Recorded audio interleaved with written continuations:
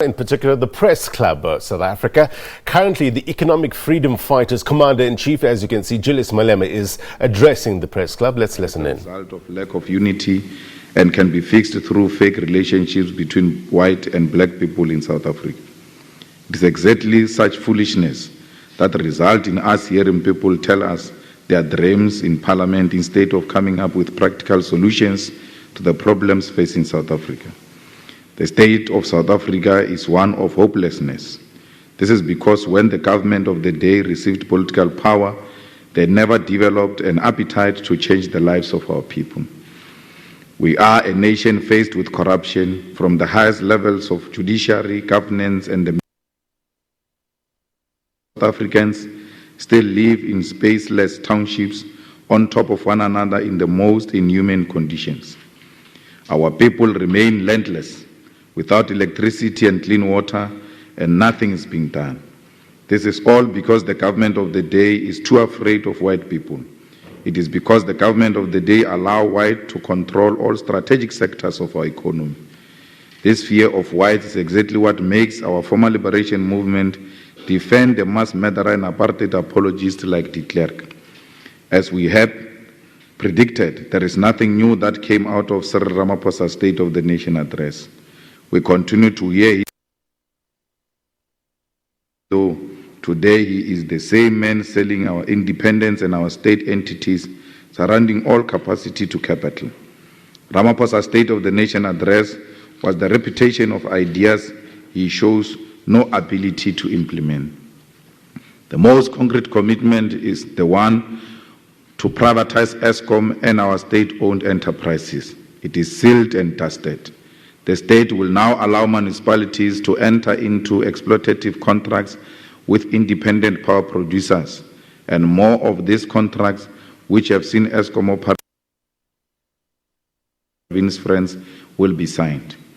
A strategic entity that is supposed to drive development is now going to the hands of greedy capitalists who have no obligation to provide affordable electricity to our people, even in the most remote areas. SAA has been placed under business rescue and will now, similar to Eskom, be restructured.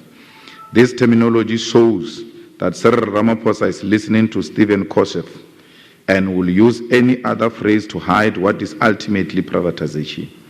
Today, SAA is cancelling flights and routes to key black economic hubs such as Durban, subjecting our people by force to the use of roads. Ramaphosa's only solution to the collapse of our state-owned enterprises is misplaced faith in the private sector. A private sector that we know has been the most corrupt, shifting profits and avoiding tax, and banks profiling black people and charging them high interest rates on loans, medical aids, and institutions profiling black professionals and isolating them. This is a private sector we are expected to trust with the well-being of our asset. Leading this surrender to capital is Pravin Gordhan, who collapsed state-owned enterprises by political meddling in the governance and paging black professionals. Gordhan is at the center of the collapse of state-owned enterprises, capture of our country by white monopoly capital. It is Gordhan who used state institutions to victimize his political opponents. He has completely failed in the ministry, and his continuing to appointment is Ramaphosa's repaying his debts to the fundraising Gordhan did for his CR17 campaign. Gordhan's removal is the first step in saving state-owned enterprises. This must be followed by appointing a competent board with skills from various sectors that relate to energy and the of our coffers. We must develop our own ability to produce alternative energy. On the expropriation of land without compensation, Cyril and the ANC have delayed the process of restoring the dignity of our people, only to propose legislation that does not fundamentally change Section 25 of the Constitution. Land expropriation without compensation will only be done under certain circumstances, while the principle of the property clause remains intact. This goes directly against the spirit of the submission of our people at the public hearings and means our people will remain landless because the government of the day wants to compensate those who inherited our stolen land. What is the point of having these public hearings if our people have given us direction but government of the day deliberately ignores them? The levels of unemployment in this country are high, and we now experience almost 50% of young people unemployed. There is nothing being done in South Africa to resolve the levels of unemployment. We welcome the initiative to establish the university in Ekurhuleni, but that is not enough. Instead of establishing a university, we should be expanding the existing universities. There is nothing wrong with taking Braamfontein and turn it into a Wits University city, where all those buildings will be used to lecture and accommodate the students. There's equally nothing wrong to open another huge campus of Wits University in Ekurhuleni to provide the required skills by those industries in Ekurhuleni. Why can't Wits go and open a campus in Rustenburg, which will be concentrating in mining and ensuring that the necessary skills are taught relevant to what Rustenburg is producing? We are saying as the EFF that we need a capable government which is not scared to take decisions. We now hear the government is speaking about sovereign wealth fund, which is an idea of the EFF. We now hear government talking about the establishment of state bank, which is an idea of the EFF. I had one minister say the sovereign wealth fund has always been the idea of the ANC and is even in a manifesto of the ANC. But what surprised me was that the journalist who was interviewing this minister did not bother to ask of such a manifesto the page and the paragraph where the ANC has always spoken about sovereign wealth fund. We have always agitated for the establishment of a state-owned bank because the banks are profiling our people and charging them high fees. And we wanted a bank that will intervene and ensure that our people have access to funding. To that extent, we even made a submission in Parliament to propose legislation that will enable government to establish a state-owned bank. Because the ANC can't think when to hijack that process of the EFF and introduced the same proposals and now want to claim that they have always been in the forefront of the establishment of a state bank. We are shocked by the silence of many NGOs, including the media, when it comes to holding the current executive accountable. We are shocked that the media has taken a posture that is anti-accountability and transparency. Where are the NGOs which were shouting the loudest during Zuma's time? Why were they not in court when we're demanding that the court must open those sealed documents that are hiding the emails and the bank statements of CR17? Why is the media not in court with us to demand that the president should be held accountable? There is no constitution for Ramaphosa and a constitution for Zuma. We must all be subjected to the same constitution. And anything else that is acceptable, and it is not sustainable.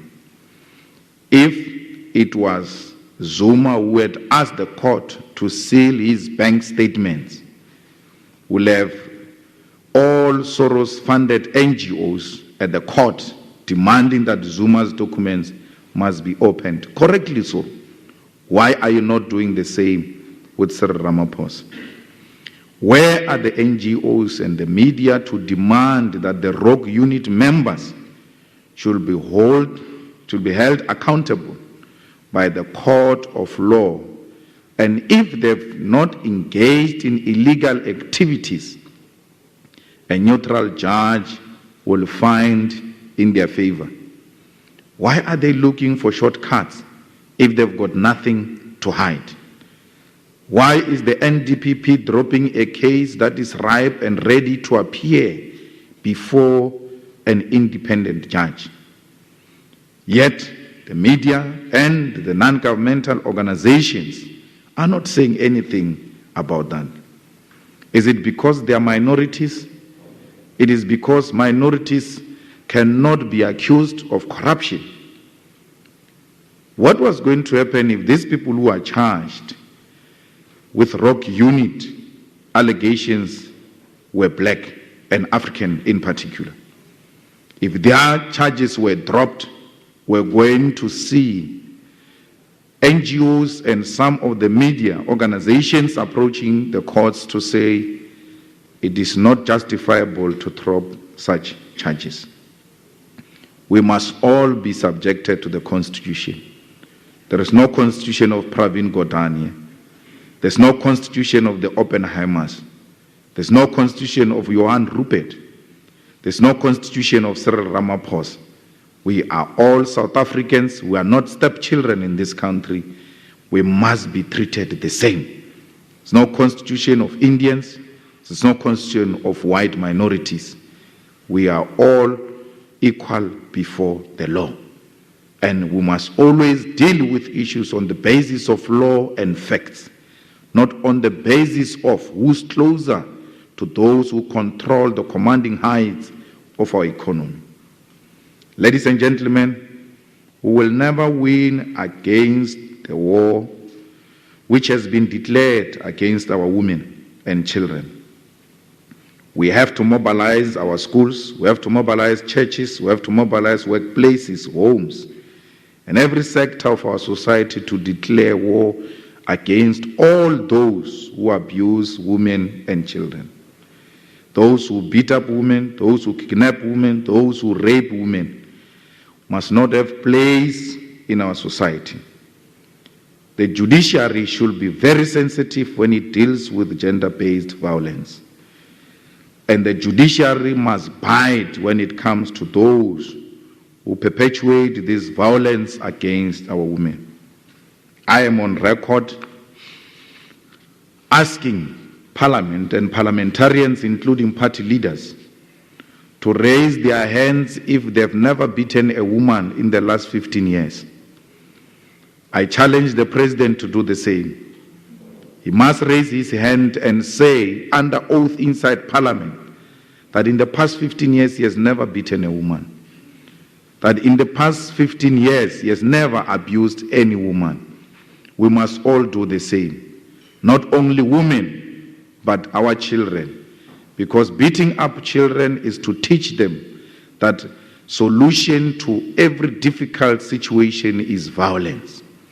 I stand before you here confidently without any fear of contradiction that I've never beaten all of my children and I've never beaten neither abused my own wife. I've got such no history with women. My relationship with women is very kind and romantic and shall always remain like that. We must respect them as equal human beings in society, not as tools to be used in a bedroom. Once we start loving ourselves as men, we will not have a difficulty. Those who claim that they fight colonialism at the same time support borders, they are unwittingly supporting colonialism. Borders in the African continent were imposed on us by the imperialist forces. And therefore you can't say you don't support colonialism, yet you support borders. We have to be a nation of deep thinkers, not a nation that chases trends, and things that are not sustainable. This continent has always been one. That's why you'll find the Mpofus here in South Africa and find them in Zimbabwe. That's why medicine is called Mushonga in SONA and Mushonga in Venda. That's why you'll find Bakwena in Lesotho, in Botswana, even here in South Africa, because we have always been one. But the masses are actually ahead of the elite and the leaders of this continent, because those masses in Lesotho have collapsed the so-called fence. So when you say we must close the borders and close the gates, you can close the gates, but there is no fence. So what is the point of closing the gate if there is no fence? The people of Lesotho are dating the people of Free State. They go to Free State during the day and go home at night. So you are backward to even think that our people are regarding your borders as something to be taken serious. This continent is one. They are enjoying borderless Europe, yet they don't want borderless Africa, because they know that the defeat of colonialism and imperialism is the unity of the African unity which threatens them. If borders were useless in Africa, they would have long said remove the borders. But you have to listen to them all the time. If they don't want something, you must know that thing is good for us. If they don't want borders, you know that borders are going to work for us. The last point I want to make is about political freedom. This political freedom, including voting, if it was meaningful, the colonialists and those who control the South African economy would have declared election illegal. But because they know that it is meaningless, that's why they gave it to us in 1994. Anything that is meaningful, it has been declared illegal. If you want the land and you want it through democratic means, it's illegal. If you want the mines, you want the banks to be owned by the people, it is illegal. Because those are the things that are going to have a meaningful impact on the lives of our people. So, you must know that if they give you something, it is worth nothing.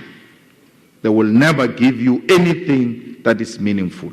So, we must begin to accept that they are using elections to lull us and to create an impression amongst us that we are in charge when we are actually not in charge.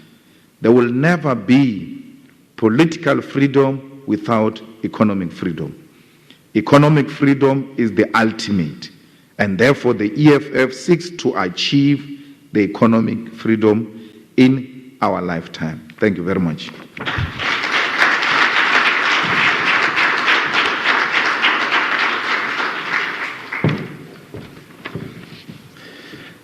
Thank you, Mr. Malema.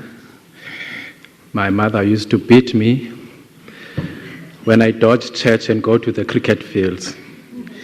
So I'm not sure what are we going to do with those crimes that were committed by our parents beating us.